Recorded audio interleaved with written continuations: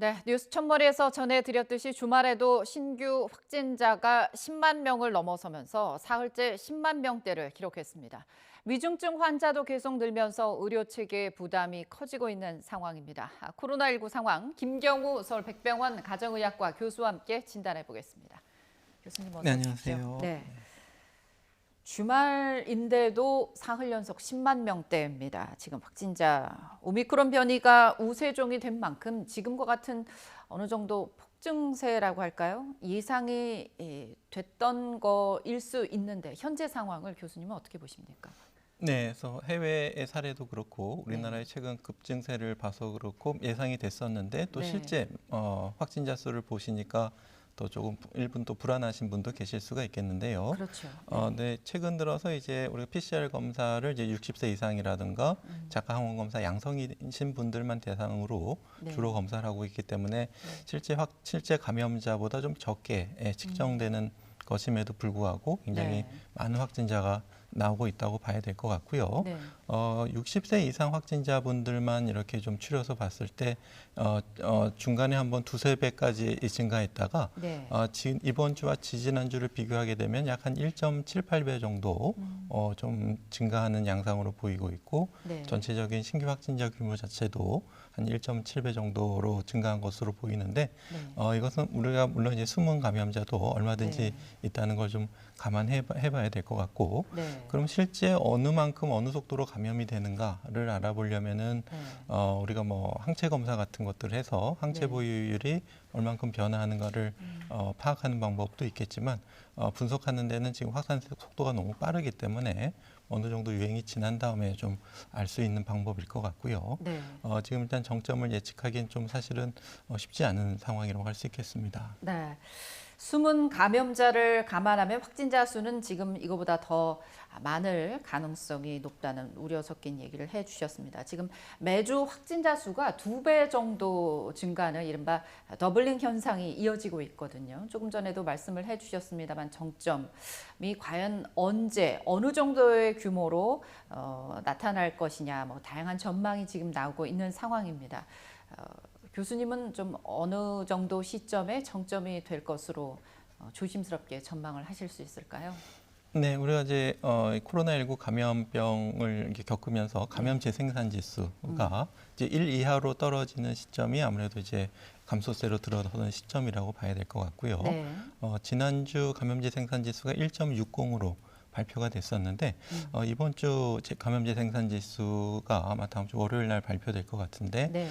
예를 들어서 뭐 1.3 정도로 떨어졌다고 가정한다면 네. 1.6인 감염 재생산 지수가 1 이하로 떨어지기 위해서는 우리가 3차 접종을 거의 국민 60%까지 접종을 하셨는데 네. 3차 접종에 중증 예방 효과는 매우 뛰어나지만은 감염 예방 자체를 해주는 효과는 시간이 지나면서 조금 떨어질 수 있고 예. 또 3차 접종의 조합에 따라서 또 좀 약간 차이가 있을 수가 있어서 예. 우리가 감염 면역을 가진 인구 집단을 정확하게 추계하기는 어렵지만은 1.6이 이제 1 이하로 떨어지기 위해서는 일단 감염에 취약한 인구의 약 한 38%가 추가적으로 면역을 획득해야 되고 예. 만약에 1.3 정도로 떨어진다면은 한 28%가 조금 더 추가적인 면역을 획득해야 되는데 그렇게 되면 우리가 누적 감염자 수가 그 정도에 이르는 시점이 우리가 이제 정점에 이르는 시점이라고 좀 조심스럽게 추정해봐야 될 것 같고요. 네.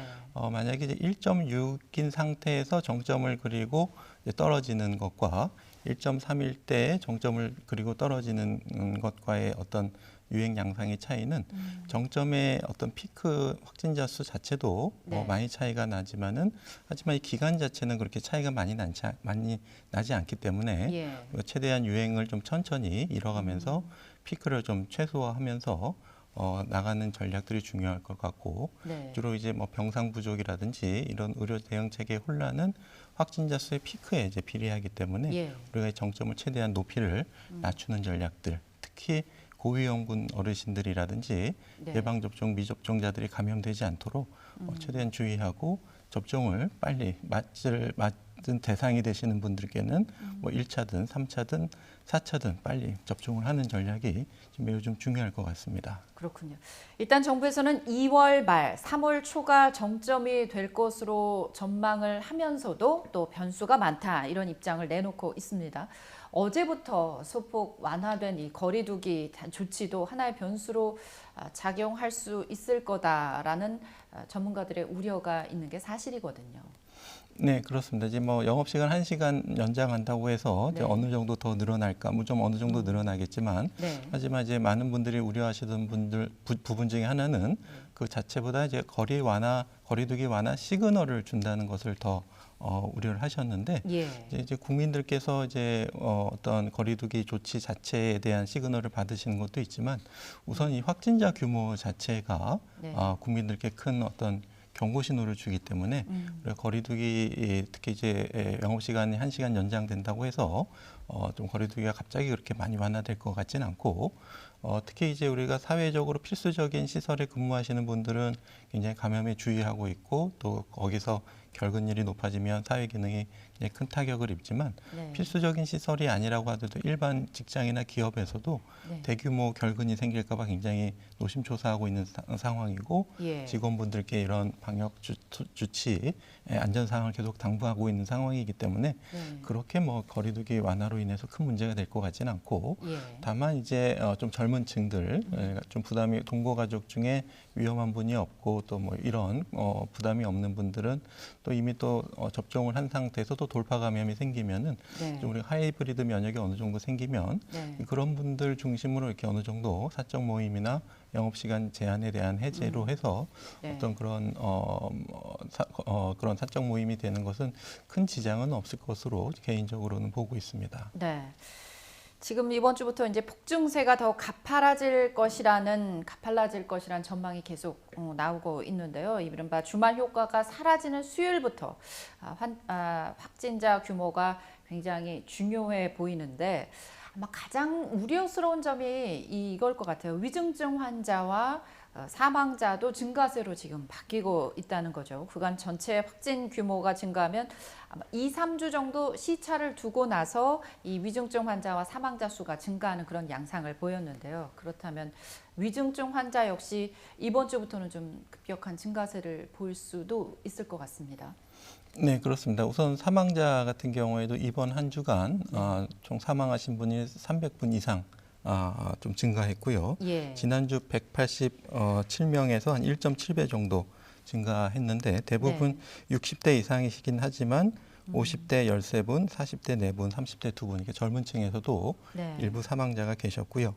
이것은 이제 말씀하신 것처럼 2, 3주 전의 상황, 특히 1월 셋째 주에 우리 특히 60세 이상 확진자 수가 한 3,400명 정도였는데 이번 주에 60세 이상 어르신들의 확진자 비율이 확진자 수 자체가 6만 4천 명 정도로 거의 뭐 20배 가까이 증가한 상황이기 때문에 예. 이것은 이제 2, 3주 후에 또 사망자 증가세로 좀 이어질 수가 있겠고 네. 당장 이번 주나 다음 주에 세 자릿수의 일일 신규 확진자 수가 늘어날 것으로 일일 신규 사망자 수가 증가할 것으로 좀 우려가 되고 있는 상황이고요. 네. 이제 말씀하신 것처럼 위중증 환자의 증가세 같은 경우에도 우리가 위중증 병상, 네. 중환자 병상과 준증 병상을 모두 합해서 어느 정도 가지고 있고 또 확진자 대비 뭐 0.62%가 중증으로 진행된다. 그리고 그분들이 평균적으로 12일 정도 재원 일수를 보인다. 이렇게 계산했을 때 네.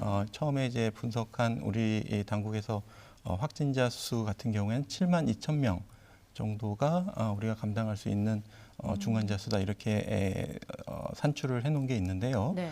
물론 이제 이런 그 확진자 수 자체에 비례해서 위중증 환자가 증가하는 건 사실이지만 그 안에서도 특히 이제 고위험군이 어느 정도 감염이 많이 생기느냐, 특히 요양원, 요양병원에서 집단 감염이 어느 정도 많이 생기냐에 따라서 예. 중환자 발생 비율이 차이가 많이 날 수가 있기 때문에 예. 우리가 이제 확진자 수가 늘어나는 건 어쩔 수 없지만 고위험군을 보호할 수 있는 전략, 네. 특히 지금 하고 있는 것처럼 요양병원, 요양원의 4차 접종, 그리고 면역 저하자분들께도 4차 접종을 좀 서두르는 것이 필요할 것 같고요. 네. 또 이제 이런 데에 감염이 유입되지 않도록 철저한 방역 관리 이런 노력들이 매우 중요하다고 할 수 있겠습니다. 네. 어쨌든 당국은 아직은 의료 체계에 여력이 있다. 또 다음 달 최대 위중증 환자가 한 2,500명 정도까지 나오더라도 감당할 수 있다. 이런 입장입니다. 일단 정부 입장 들어보시죠. 3월 2일쯤 되면 중환자 수가 지금 1,000명 이상으로 2,500명까지 예측을 하고 있는 사고로 있습니다. 안정적으로는 한 2,000명 정도는 가능하다는 말씀을 브리핑 내용에 말씀을 드렸고 한 2,500명 정도까지도 가능할 것 같습니다. 네, 정부는 대응에 문제가 없다 이런 입장인데 현장 목소리는 좀 다른 것 같습니다. 아직 정점이 오진 않았지만 감염병 전담병원이나 중환자 이 병상이 현재 40~50% 정도대로 가동률을 보이고 있거든요. 입원 기간을 조정해서 병상 회전율을 지금 회전율이 빨라진 그런 상황인데 어떻게 보십니까? 네, 일단은 지금 의료 대응 체계 면에서 보게 되면 일단은 말씀하신 것처럼 중환자 네. 대비 같은 경우에도 특히 지금 중환자분들은 아직도 그 예방 접종을 맞지 않은 고령의 어르신들 예. 또 이제 특히 맞지 않으신 이유가 기저질환이 있어서 안 맞으신 분들이 또 많기 때문에 네. 고령에다 기저질환까지 가지고 계셔서 더 위중증으로 많이 진행이 되시는 분들이 계셔서 네. 이제 기저질환이 있으실수록 예방접종을 꼭 하셔야 되기 때문에 네. 지금이라도 빨리 맞으시고 또 기저질환자를 돌보시는 주치의 선생님들은 환자의 어떤 예방접종 상태를 확인해서 적극적으로 다시 한번 권고하시는 것이 필요할 것 같고요. 예. 또 이제 투석하시는 것 같이 이제 다 같이 다인실에서 몇 시간씩 머무르시는 분들 중에서 또 뭐 2차 접종까지는 하셨는데 아직 3차 접종을 못 하셔서 또 중증으로 진행되는 경우가 있기 때문에 네. 예방 접종이 아직 조금 못 맞으신 분들은 적극적으로 지금 꼭 맞아주시는 것이 매우 중요하겠고요. 네. 우리가 위중증 병상을 굉장히 많이 늘릴 수는 없기 때문에 네. 지금도 이미 늘린 상태에서 지금 다 비코로나 중환자실이 많이 줄어드는 상태이기 때문에 예. 지금 뭐 응급실이라든지 이런 데를 통해서 중환자실로 입원해야 되는 환자분들이 입원이 굉장히 많이 지연이 되고 있고 예. 그렇다면 응급실에서 이렇게 환자분 정체가 생기게 되면은 또 신규로 이제 응급 진료를 받으셔야 되는 분들의 병상이 부족해지는 이런 연쇄 현상이 생기기 때문에 네.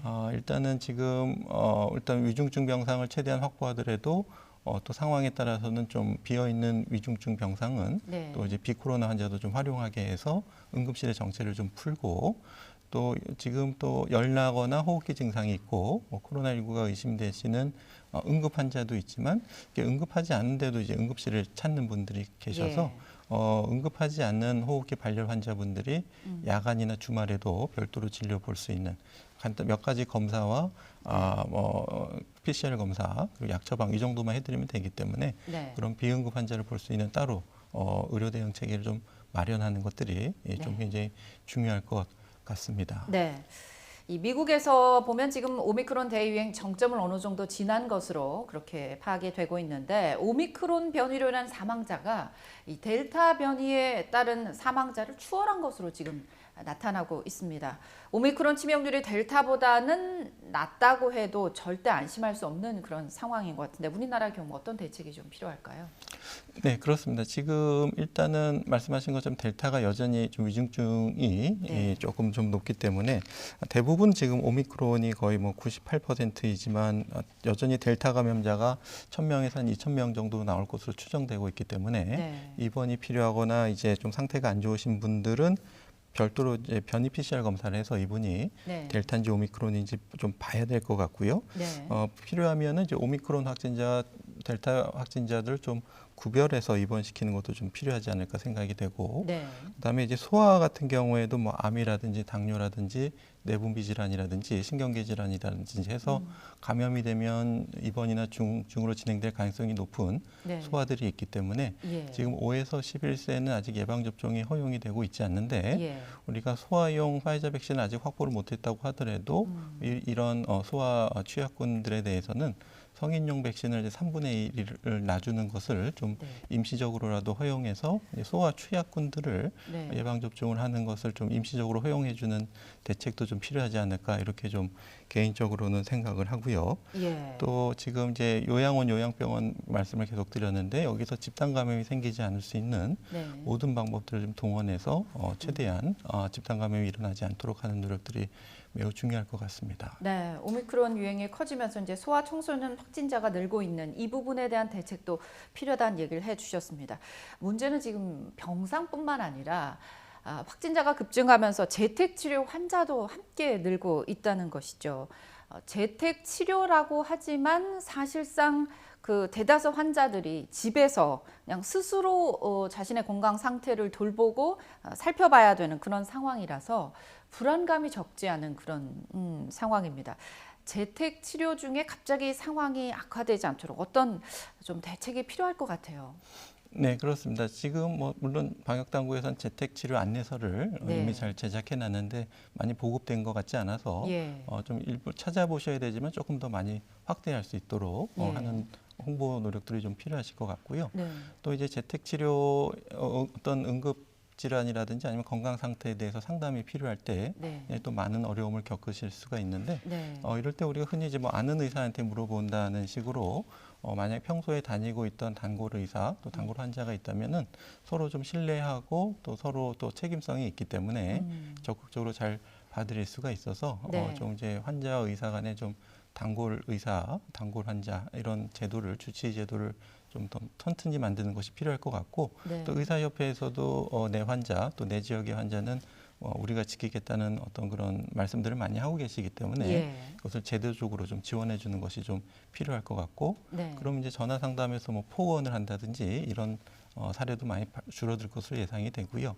또 이제 비대면 진료를 조금 더 효율화하기 위해서는 비대면 진료 플랫폼을 좀 일시적으로 좀 개방하는 것이 필요할 것 같습니다. 그래서 예. 상담 받기 전에 예진 작성처럼 주로 어떤 것 때문에 상의를 하고 네. 열이 어떻고 기저질환 뭐 먹는 약 네. 이런 것들이 어떤 것들이 있는지를 좀 미리 해놓고 이것을 또 지정 어떤 의사를 선택이나 병원을 선택하게 예. 두세 군데 선택하면 또 시간이 되시는 분은 이제 그걸 보고 또 응답을 해준다든지 시간이 되실 때 네. 비대면 진료 좀 효율적으로 될 수 있는 그런 플랫폼도 좀 개발해서 재택 치료 환자분들이 이제 응급 상담 같은 것들이 네. 좀 원활하게 되도록 하는 것들을 좀 고민해 볼 필요가 있겠고 네. 또 이제 우리가 일반관리군, 집중관리군 이렇게 나눴는데 네. 집중관리군에 포함되지 않은 위중 환자분들이 계시기 때문에 네. 이렇게 분류를 하는 데서 놓치는 환자분들이 없도록 네. 우리가 좀 더 꼼꼼히 해야 되겠고 조금 더 적극적으로 한다면 심평원에 또 건강보험공단에 등록되어 있는